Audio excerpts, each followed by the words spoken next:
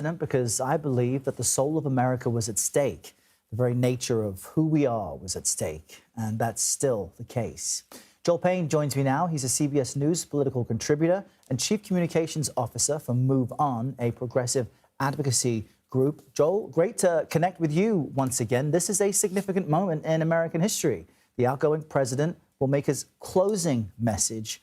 What do you expect Biden will focus on most in his remarks? Yeah, thanks, Errol. Good to be with you.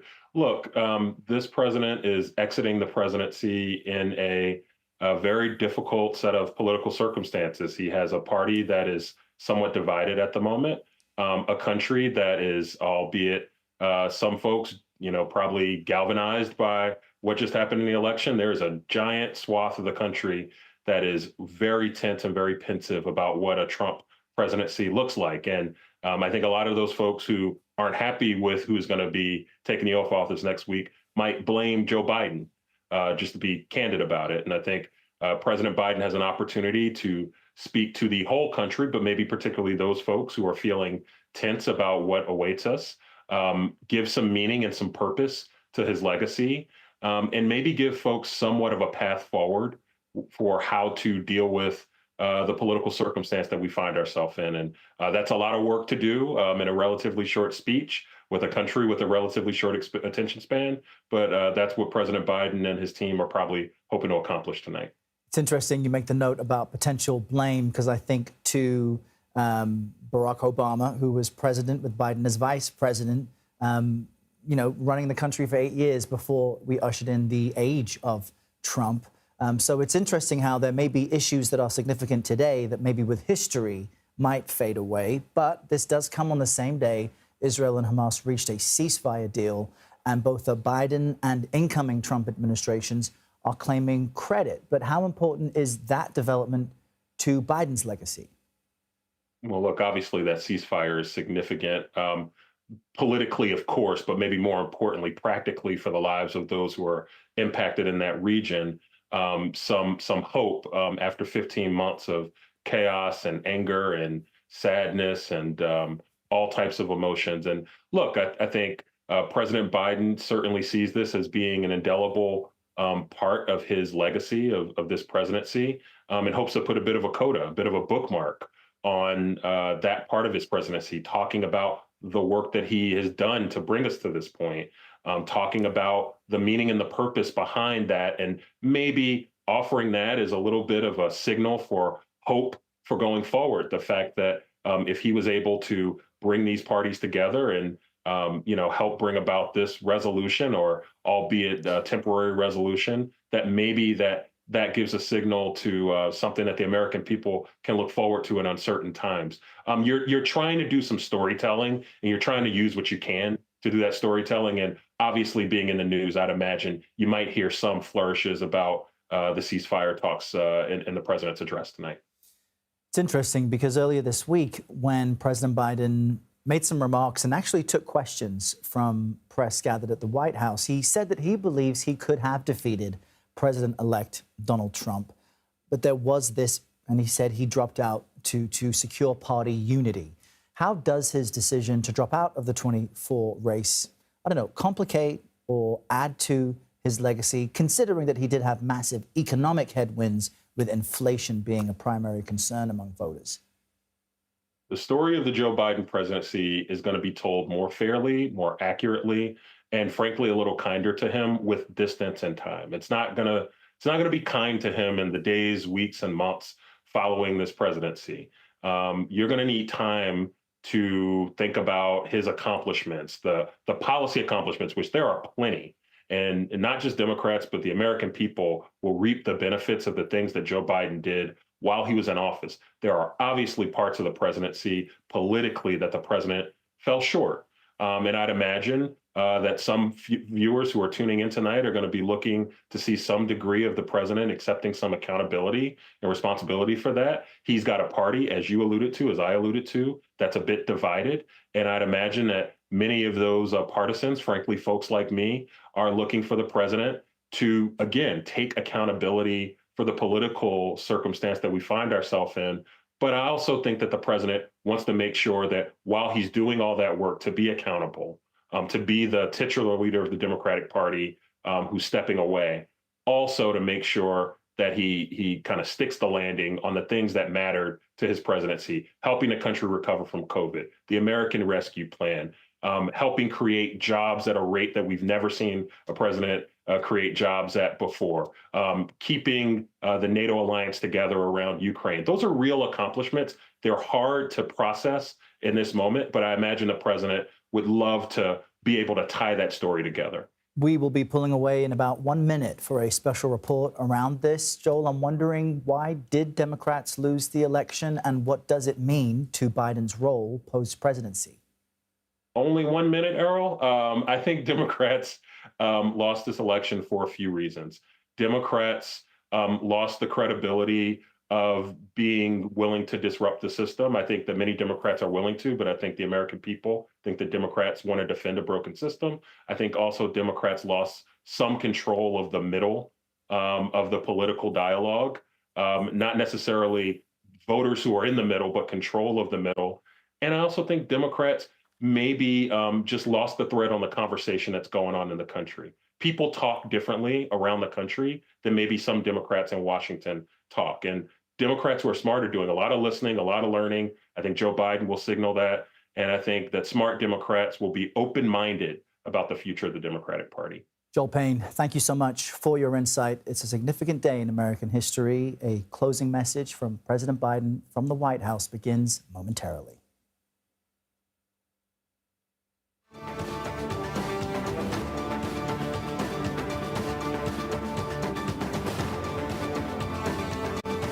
This is a CBS News special report. I'm Norah O'Donnell. President Biden is about to deliver a farewell address to the nation as his 5 decades of public service nears an end. This address is actually a tradition that dates back to George Washington. The 46th president came into office during the height of the COVID pandemic, saying he would be a bridge to the next generation. But his accomplishments have been overshadowed, and instead he becomes a bridge from one Trump administration to another. We expect Mr. Biden to tout his accomplishments, including today's ceasefire deal between Israel and Hamas and a historic investment in infrastructure. Biden also spearheaded support for the Ukrainians in their war against Russia. But his approval rating hovers at just under 40%. While Biden pulled America out of the war in Afghanistan, it was a violent and chaotic withdrawal. The situation at the southern border also dominated the 2024 election. Plus, inflation has many Americans saying it's hard to make ends meet. As you remember, President Biden fought for re-election until last summer, dropping out after a disastrous debate performance. His critics say it was too little, too late. Now, we did get a farewell letter released by the White House this morning, and in that letter, Mr. Biden said, "I've given my heart and soul to the nation." Here now, the president. My fellow Americans, I'm speaking to you tonight from the Oval Office. Before I begin, let me speak to important news from earlier today. After 8 months of nonstop negotiation, my administration, a ceasefire and a hostage deal has been reached by Israel and Hamas, the elements of which I laid out in great detail in May of this year. This plan was developed and negotiated by my team and will be largely implemented by the incoming administration. That's why I told my team to keep the incoming administration fully informed, because that's how it should be, working together as Americans. This will be my final address to you from the American people from the Oval Office, from this desk as president. And I've been thinking a lot about who we are and maybe more importantly, who we should be. Long ago in New York Harbor, an iron worker installed beam after beam, day after day. He was joined by steel workers, stonemasons, engineers. They built not just a single structure, but a beacon of freedom. The very idea of America was so big, we felt the entire world needed to see. The Statue of Liberty, a gift from France after our Civil War. Like the very idea of America, it was built not by one person, but by many people, from every background and from around the world. Like America, the Statue of Liberty is not standing still. Her foot literally steps forward atop a broken chain of human bondage. She's on the march, and she literally moves. She was built to sway back and forth to withstand the fury of stormy weather, to stand the test of time because storms are always coming. She sways a few inches, but she never falls into the current below. An engineering marvel. The Statue of Liberty is also an enduring symbol of the soul of our nation, a soul shaped by forces that bring us together and by forces that pull us apart. And yet, through good times and tough times, we've withstood it all. A nation of pioneers and explorers, of dreamers and doers, of ancestors native to this land, of ancestors who came by force, a nation of immigrants who came to build a better life, a nation holding the torch of the most powerful idea ever in the history of the world, that all of us are created equal, that all of us deserve to be treated with dignity, justice, and fairness, that democracy must defend and be defined and be imposed, moved in every way possible. Our rights, our freedoms, our dreams. But we know the idea of America, our institution, our people, our values that uphold it are constantly being tested. Ongoing debates about power and the exercise of power, about whether we lead by the example of our power or the power of our example, whether we show the courage to stand up to the abuse of power or we yield to it. After 50 years at the center of all of this, I know that believing in the idea of America means respecting the institutions that govern a free society, the presidency, the Congress, the courts, a free and independent press, institutions that are rooted, they just not reflect the timeless words, but they echo the words of the Declaration of Independence. We hold these truths to be self-evident. Rooted in the timeless words of the Constitution, we the people. Our system of separation of powers, checks and balances, it may not be perfect, but it's maintained our democracy for nearly 250 years, longer than any other nation in history that's ever tried such a bold experiment. In the past 4 years, our democracy has held strong. And every day I've kept my commitment to be president for all Americans through one of the toughest periods in our nation's history. I've had a great partner in Vice President Kamala Harris. It's been the honor of my life to see the resilience of essential workers getting us through a once-in-a-century pandemic, the heroism of service members and first responders keeping us safe, the determination of advocates standing up for our rights and our freedoms instead of losing their jobs to an economic crisis that we inherited. Millions of Americans now have the dignity of work. Millions of entrepreneurs and companies creating new businesses and industries, hiring American workers, using American products. And together, we've launched a new era of American possibilities. One of the greatest modernizations of infrastructure in our entire history, from new roads, bridges, clean water, affordable high-speed internet for every American. We invented the semiconductor, smaller than the tip of my little finger, and now is bringing those chip factories and those jobs back to America where they belong, creating thousands of jobs. Finally, giving Medicare the power to negotiate lower prescription drug prices for millions of seniors. And finally, doing something to protect our children and our families by passing the most significant gun safety law in 30 years and bringing violent crime to a 50-year low, meeting our sacred obligation to over 1 million veterans so far who are exposed to toxic materials, and to their families, providing medical care and education benefits and more for their families. You know, it will take time to feel the full impact of all we've done together. But the seeds are planted, and they'll grow and they'll bloom for decades to come.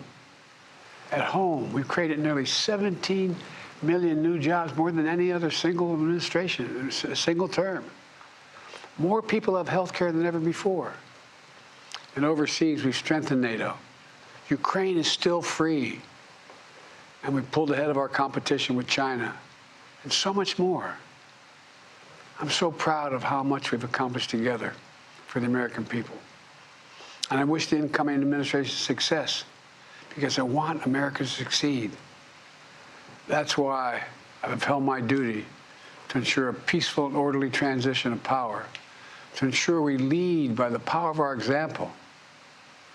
I have no doubt that America is in a position to continue to succeed. That's why my farewell address tonight, I want to warn the country of some things that give me great concern. And this is a dangerous that's a dangerous concentration of power in the hands of a very few ultra-wealthy people. And the dangerous consequences if their abuse of power is left unchecked. Today, an oligarchy is taking shape in America of extreme wealth, power, and influence that literally threatens our entire democracy, our basic rights and freedoms, and a fair shot for everyone to get ahead. We see the consequences all across America, and we've seen it before, more than a century ago. But the American people stood up to the robber barons back then and busted the trusts. They didn't punish the wealthy. Just made the wealthy play by the rules everybody else had to. Workers want rights to earn their fair share. You know, they were dealt into the deal, and it helped put us on a path to building the largest middle class and most prosperous century any nation in the world has ever seen. We've got to do that again. In the last 4 years, that is exactly what we've done. People should be able to make as much as they can, but play by the same rules, pay their fair share of taxes. So much is at stake. Right now, the existential threat of climate change has never been clearer. Just look across the country, from California to North Carolina. That's why I signed the most significant climate and clean energy law ever in the history of the world, and the rest of the world is trying to model it now. It's working, creating jobs and industries of the future. Now, we've proven we don't have to choose between protecting the environment and growing the economy. We're doing both. The powerful forces want to wield their unchecked influence to eliminate the steps we've taken to tackle the climate crisis, to serve their own interest for power and profit. We must not be bullied into sacrificing the future of our children and our grandchildren. We must keep pushing forward and push faster. There's no time to waste. It's also clear that American leadership in technology is an unparalleled source of innovation that can transform lives. We see the same dangers of the concentration of technology, power, and wealth. You know, his farewell address, President Eisenhower spoke of the dangers of the military-industrial complex. He warned us then about, and I quote, the potential for the disastrous rise of misplaced power, end of quote. 6 decades later, I'm equally concerned about the potential rise of a tech-industrial complex that could pose real dangers for our country as well. Americans are being buried under an avalanche of misinformation and disinformation, enabling the abuse of power. The free press is crumbling. Editors are disappearing. Social media is giving up on fact-checking. The truth is smothered by lies told for power and for profit. We must hold the social platforms accountable to protect our children, our families, and our very democracy from the abuse of power. Meanwhile, artificial intelligence is the most consequential technology of our time, perhaps of all time. Nothing offers more profound possibilities and risks for our economy and our security, our society, for humanity. Artificial intelligence even has the potential to help us answer my call to end cancer as we know it. But unless safeguards are in place, AI could spawn new threats to our rights, our way of life, to our privacy, how we work and how we protect our nation. We must make sure AI is safe and trustworthy and good for all humankind. In the age of AI, it's more important than ever that the people must govern. And as the land of liberty, America, not China, must lead the world in the development of AI. You know, in the years ahead, it'll help to be, it's going to be up to the presidency, the Congress, the courts, the free press, and the American people to confront these powerful forces. We must reform the tax code, not by giving the biggest tax cuts to billionaires, but by making them begin to pay their fair share. We need to get dark money. That's that hidden funding behind too many campaigns contributions. We need to get it out of our politics. We need to enact an 18-year time and term for the strongest ethics reforms for our Supreme Court. We need to ban members of Congress from trading stock while they're in the Congress. We need to amend the Constitution to make clear that no president is immune from crimes that he or she commits while in office. The president's power is not limited. It's not absolute, and it shouldn't be. And in a democracy, there's another danger to the concentration of power and wealth. It erodes a sense of unity and common purpose. It causes distrust and division. Participating in our democracy becomes exhausting and even disillusioning. And people don't feel like they have a fair shot. We have to stay engaged in the process. I know it's frustrating. A fair shot is what makes America, America. Everyone's entitled to a fair shot. Not a guarantee, but just a fair shot. An even playing field. Going as far as your hard work and talent can take you. We can never lose that essential truth, remain who we are. I've always believed, and I've told other world leaders, America can be defined by one word: possibilities. Only in America do we believe anything is possible. Like a kid with a stutter from modest beginnings in Scranton, Pennsylvania, and Claremont, Delaware, sitting behind this desk in the Oval Office as President of the United States. That's the magic of America. It's all around us. Upstairs in the residence of the White House, I've walked by a painting of the Statue of Liberty I don't know how many times. In the painting, there's several workers climbing on the outstretched arm of the statue that holds the torch.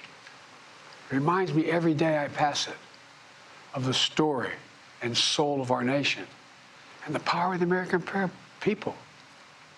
There's a story of a veteran. This is a veteran, the son of an immigrant, whose job was to climb that torch and polish the amber panes so rays of light could reach out as far as possible. He was known as the keeper of the flame. He once said of the Statue of Liberty, quote, speaks a silent universal language, one of hope that anyone who seeks and speaks freedom can understand. Yes, we sway back and forth to withstand the fury of the storm, to stand the test of time. A constant struggle, a short distance between peril and possibility.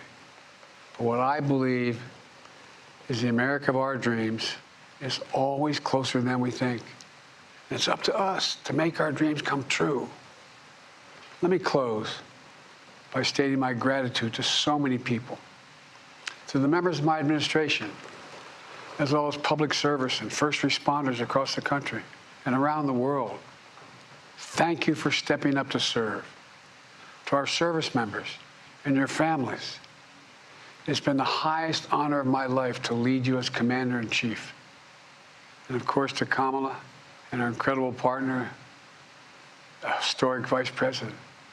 She and Doug have become like family. And to me, family's everything.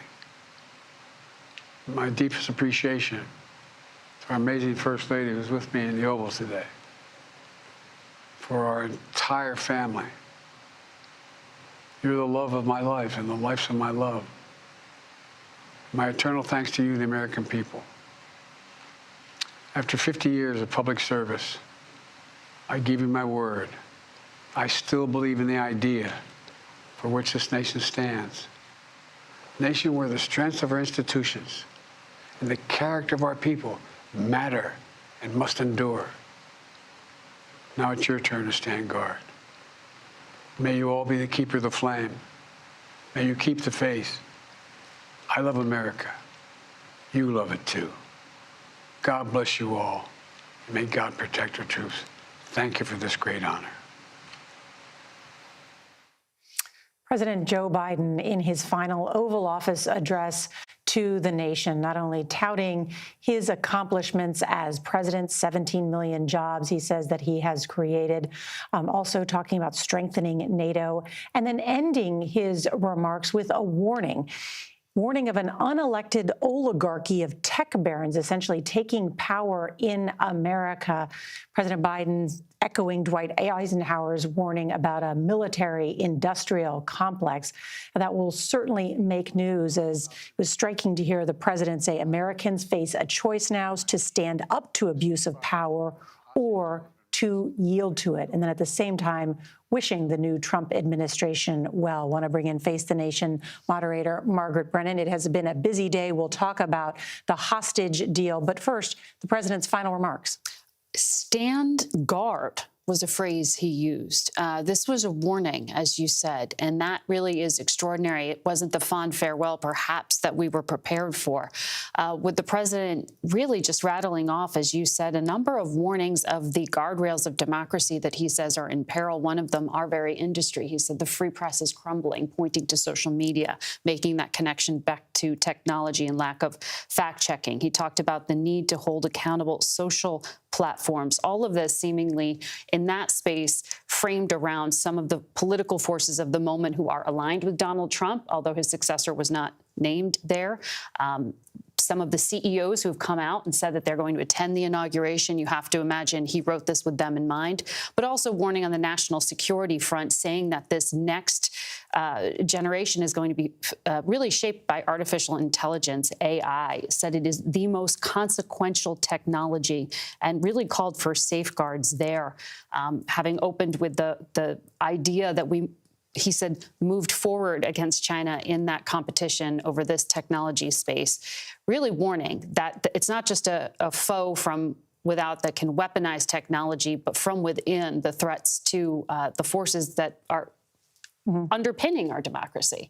Robert, checking and the basics. Robert Costa is with us. Well, you've covered the president, interviewed him several months ago. What did you make of his final speech? Well, at one level, it was deeply personal, Nora. You did see the photos of the family sitting behind President Biden, including his late son, Beau Biden. Earlier today, I was at the Capitol meeting with President Biden's close friends like Senator Chris Coons, and they expected him to advocate for his record. But what was most striking was what you mentioned, the echo of Dwight D. Eisenhower. January 17th, 1961, President Eisenhower, in his own farewell address, warned the nation of a so-called military-industrial complex. Now, President Biden, as he departs the presidency, is warning of a, quote, tech-industrial complex. And this comes as Elon Musk, the billionaire, and others like Jeff Bezos are prepared to sit on that dais at the inaugural for President-elect Donald Trump on January 20th. And you see President Biden, who began his career as Scranton Joe, as someone who was an advocate for working people, ending his presidency as someone underscoring his own progressive values, really sending a signal to the left in this country that he stood with them on their core economic issues. I want to bring in Weijia Jiang. She is our senior White House correspondent outside the White House. Weijia, you've covered this president so closely. What do you make of how he made up this address? Not only the accomplishments that he feels he did not get credit for, but also this warning in a very populist tone. Well, Nora, frankly, I expected much more about his accomplishments and his personal story in this farewell address because White House sources had talked about, leading up to this moment, how this was not just an exit from the White House, but this was an exit from 50 years of his public service. And he really wanted this to be personal and positive and nonpartisan. but certainly his message was dark in many ways as he issued those warnings. And even though he did not mention any of his political opponents by name, including Trump, even though he did not talk about those tech tycoons who are now weaved into the Trump administration, certainly almost every warning he had was a veiled strike at them, whether it was mis and disinformation, talking about the lack of fact-checking on social media platforms after Mark Zuckerberg announced their new policy, whether it was about the concentration of wealth, and you're talking about some of the richest men in the world now in his orbit, whether he's talking about AI safeguards. And so I thought it was really interesting that he chose to spend so much time on those things, Nora, instead of his legacy, but he will be making several more speeches this week, so he'll have more chances to do that. Nora. Nancy, thank you. I want to bring in our chief White House correspondent, Nancy Cordes. She is with President-elect Trump in West Palm Beach, Florida. And Nancy, that warning from President Biden about what this new Trump White House may look like, and in his words, to stand guard, as Margaret said, or stand up to abuse of power is what he was concerned about tonight. Right, Nora. In fact, he started this speech much in the same way he started his inaugural address nearly 4 years ago, talking about the need to defend democracy. And the subtext there is not going to be lost on Donald Trump or his supporters here in West Palm Beach, because normally when Joe Biden talks about defending democracy, he is talking about Donald Trump, who he has described several times as a threat to democracy. And what was fascinating was that even as Biden was speaking, Donald Trump was posting, not on X, owned by Elon Musk, but on his site, Truth Social, that as he fills out the ranks of his administration, he doesn't want to hire anyone who has worked for someone he views as disloyal or as an enemy. And he actually helpfully put out a list of people who fit that category. He said, don't send me any names of anyone who has worked for Mike Pence, his former vice president, or Paul Ryan, or Liz Cheney, or her father, the former vice president Dick Cheney. I'm not hiring them. The message he's clearly sending, I only want to hire people who are true believers. Nancy Cordes in West Palm Beach, where that transition is underway. Nancy, thank you. I want to bring in our senior White House and political correspondent, Ed O'Keefe. And Ed, you heard President Biden mention the seeds are planted. He's talking about the idea, well, you may not be feeling the benefit of all of my big policy ideas. I know inflation still exists, but the seeds are there, and you will eventually feel them. That's right. As you mentioned, 39% approval rating, not the greatest number to go out with, but what he's hoping for, what he's signaling, is that history is going to be kinder to him. And in recent interviews, he's lamented the fact that when various COVID stimulus checks went out in the early years of his presidency, he didn't sign them and put his name on them to reinforce that it was him who was helping Americans, believing now in hindsight that that would have helped in the short term, at least shore up the belief among Americans that he was doing what he could to help.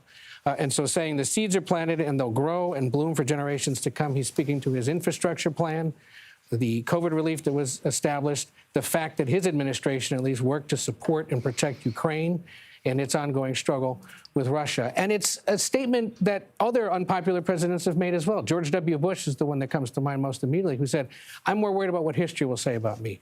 And even a few years removed since, given the whims of the Republican Party and the way the world has gone, history is already treating him kinder than it was in the beginning. To the point about oligarchy, Nora, also important to remember, he's not the first American president to warn of this. John Adams wrote about the few, the well-born and the rich, and concerns that this country was going to put too much emphasis on them.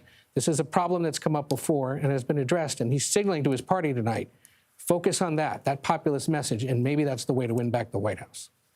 Ed O'Keefe, thank you. I also want to focus on the big news of the day carried out with the Biden administration. They've been working on this for months at the president's directive, this new ceasefire between Israel and Hamas and this hostage deal. Margaret, you've been at the forefront of this reporting. How will these three phases of this deal work? Well, this is a capstone for Joe Biden, foreign policy legacy so key to him, and it is Donald Trump who will have to execute it. So 2 of the 3 Americans still in captivity would come out in phase 1. The other American, Idan Alexander, would come out if Donald Trump can see this all the way through to the end. But it's 33 hostages, 42 days.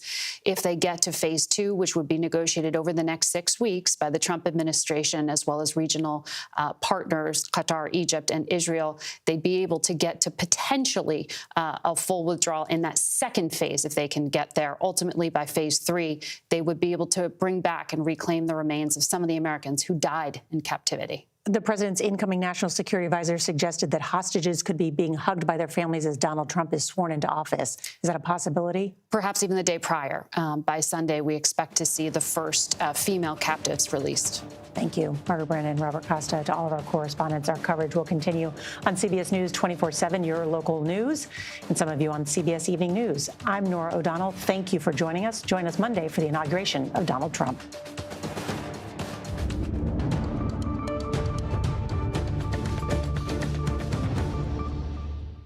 I'm Errol Barnett at the Broadcast Center for CBS here in New York. You've been watching our special report of President Biden's farewell address at the White House. During the remarks that you just saw there, he bookmarked his speech, noting that the Statue of Liberty is a beacon of hope for the United States and those who built it, coming from different parts of the nation, and the Statue of Liberty itself being built to withstand the forces of nature, much like American democracy itself. He noted some of his accomplishments, but also spent a sizable amount of time warning the American public about an oligarchy he says is taking hold in America. Joel Payne joins me now, our CBS News political contributor and chief communications officer for Move On, a progressive advocacy group. Joel, you've bookended his speech for us, and we're kind of noting where you expect the president to go post-presidency. What stood out to you most from what we just heard? Errol, that was a pretty remarkable speech from President Biden there. And it's remarkable to me because he did not spend the lion's share of his time listing off his accomplishments, kind of trying to secure that legacy from an accomplishment standpoint. He spent time defining where the country is, defining the purpose of his presidency, and defining the fight ahead. Talking about the oligarchy that's building in America, talking about the tech industrial complex, calling back to, several generations before, a century and a half ago, in the turn of the 19th and the 20th century with the robber barons. It was pretty powerful, clear language and purposeful language that the president used. And I can tell you, as someone who is obviously, I'm a partisan, I'm a Democrat on here talking from a Democratic perspective. This is the Joe Biden, and this is the type of clarity from Joe Biden that so many Democrats have wanted. I imagine that across the Democratic coalition, yes, the disappointment from the election is real and the concern about Donald Trump is real, but I'm sure you got a lot of head nods and a lot of words of approval and a lot of affirmation from folks who have wanted somebody to define the fight. Joe Biden defined that fight clearly, and I think it's something that, frankly, not a lot of folks were expecting from him at this meeting. Remarkable to sit and watch this with you. We also have Ed O'Keefe joining me here in Studio 57 and our senior White House correspondent, Weijia Zhang, outside the White House for more on this. Weijia, I just want to quickly cross to you because one thing that you've noted was that you perhaps, or maybe a viewer would have expected President Biden, after 50 years of public service, to speak more about his accomplishments. And he spent, the speech was roughly 14 minutes, 9 minutes in, he gets to this warning of oligarchy, of a concentration of power in America among a few powerful, wealthy people. What was the major takeaway from making that such a prominent piece of his closing message? That's right, Errol. And even before he got there, he wanted to spend time painting this portrait of America as we know it, of what he cherishes about this country, the fact that you can come here and essentially do anything you want because everybody has a fair shot to do it.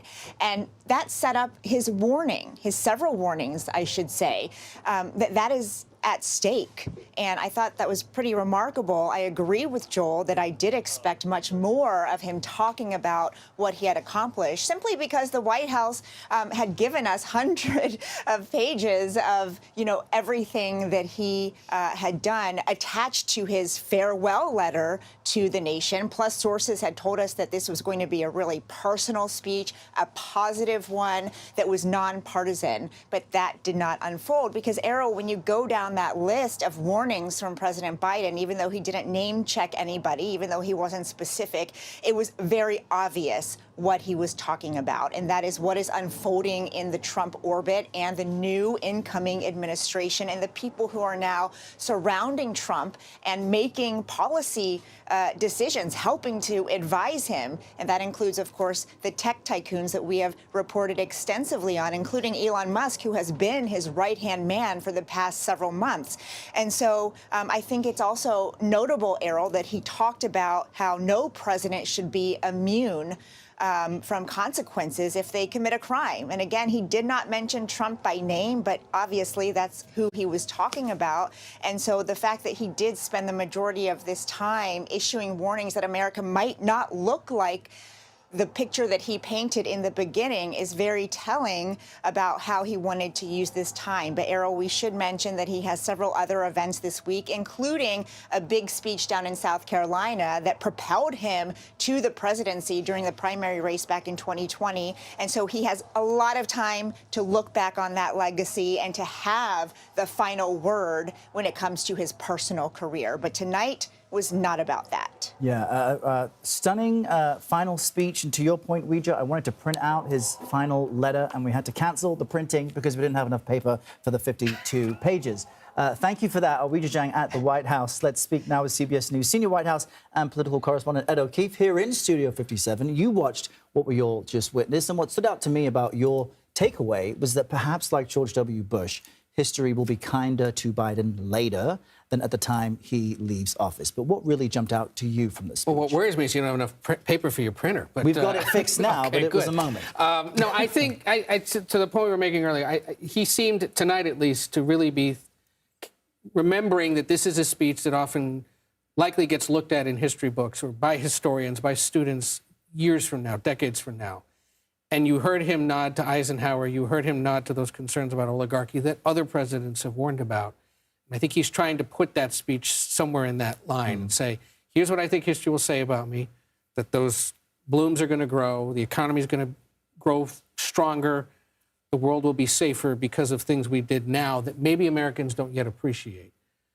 And Democrats, if you're thinking about how to fight back and how to win back this resonance, what you probably now have to do is be far more populist about it and fight the rich in this country, make sure that everyone's paying their fair share, and that this small group of tech oligarchs, as he's now casting them, don't get too much control of American society. And as he said, this was a problem in the 1920s. As I mentioned, John Adams had warned about this very early on in American history. It's a fight we've seen before. And for someone who ran in 2020 initially as a bridge builder and a moderate in a field of a lot of progressives, who then almost instantly, as he became president, embraced that progressive wing of his party because he needed them in order to get so many of those accomplishments passed. He's leaving with a pretty progressive warning saying too few wealthy people have too much power, and we've got to do something to counter that. It was also telling how he talked about the Statue of Liberty. And I think, the fact that he was trying to use that symbolism, this is something he's tried to do in big speeches before. Whether or not that resonates, it was a nice nod. And notice he talked about steel workers and the masons and the guy who climbed that ladder to polish the flame. Speaking to that everyman or that blue-collar worker, which for so long, of course, has been his base and a big part of his concern. I wonder then if he's also touched on a potential weak point, politically speaking, in that the criticism of Democrats is that too many of them are aging in Congress, are out of touch with the mainstream, and are financially comfortable. It may have cost them the election. He had made these same warnings pre-election and lost. Yeah, and part of the reason they lost is because he didn't firmly decide what to do until it was too late. And, he talks about respecting institutions and leading by example and whatnot in this speech as well. Sure, there are a lot of Democrats sitting there going, well, if you had just done what you had said you would do, which was serve as a bridge to the next generation and then get out of the way. Maybe we could have had these arguments over the course of the last year in the campaign, but by stringing us along and then at the last moment completely collapsing and forcing yourself out, we couldn't do that. You know, that's another part of the conversation when it comes to this president that's going to ensue over the next several years and probably the next several decades. What if he hadn't run? Right. What if he had just said, I will be a one-term president and I'll let my party sort it out? Maybe they would have won, maybe they wouldn't have. But it's going to be one of the ultimate what-ifs of American history. Ed O'Keefe, great to have you here on this significant day. Wei Zhejiang is still outside the White House for us, and the significance also is this historic hostage release and ceasefire deal between Israel and Hamas. Wei, I'm just wondering, as a closing message, what's your takeaway from everything we've seen today? Well, it was incredible timing, Errol, that this ceasefire deal came to an end, a successful end, on the day that he was set to deliver this farewell speech. Of course, he started tonight by talking about that. 2 days ago, he delivered a speech that was completely focused on his foreign policy legacy. But what happened today, Errol, was a missing piece of that. Even though he said he thought he was on the brink of a ceasefire and hostage deal, it was not cemented, and there was no guarantee it was going to happen under his watch. And it was so critical that it did, Errol, because even he acknowledged today that he's worked for so many decades on foreign policy. And this one was extremely important to him to get done and to bring the hostages home. And I think it hung over him since he introduced the framework, and even before that, which was back in May. And so now you have this missing piece fulfilled, but you know, it's not up to him and his administration whether it will ultimately be a victory, because even though the framework has been agreed upon, it is completely up to the Trump administration, the incoming administration, to carry it out and to implement the terms of the deal. And the president today said he hopes they do that, but of course, they don't know until it happens, and it's such a delicate situation. But I do think it really bolstered him tonight, Errol, and gave him some momentum going into tonight's final farewell. Wei Zhejiang, our special thanks to you on this significant day. Let's now get a closing message from Joel Payne. Be our Statue of Liberty. Bookmark this coverage for us. Joel, what does this mean for Democrats as we close out the Biden administration? I'll do my best, Errol. A couple of things. I think Ed and Weijia made some excellent points. You know, particularly the point that Ed made about how Biden chose to finish. Ed said, as a progressive, and I understand that, I think it's as a populist. This was Joe the populist. And it was also a signal of the redrawing of the political battle lines. The left-right axis, I think, might not any longer be the primary directional pad of politics in this country. It might be insider, outsider. It might be the wealthy and the powerful versus the working people. And Joe Biden decided to put himself firmly on the side of the working people and to put a challenge and a call to arms to his party and to those who oppose, as he called it, the growing oligarchy in the country. So that was a really remarkable dismount from Joe Biden. And the last thing I will say is Joe Biden will not have the advantage, and I say this respectfully, of the length of a post-presidency of a Jimmy Carter, of some of his other predecessors. This was a very important speech for Joe Biden with a more limited post-presidency to be able to define the purpose, not just of his term in office, not just of this time, but of his 50 years in public service and what the sum total of his contributions to the public dialogue were. And I think President Biden delivered for the history and delivered for those who wanted something a little more for him. It's a good point. Perhaps a greater sense of urgency for President Biden to define himself. Joel Payne, Ed O'Keefe, and Wei Zhejiang, my sincerest thanks to you all. At this moment, we're going to take a very short break, but of course, we've got much more news for you ahead, including coverage of the ceasefire and hostage deal between Israel and Hamas, and of course, those confirmation hearings, President-elect Trump's incoming cabinet choices. You're in the right place. Stay right where you are, watching CBS News 24/7.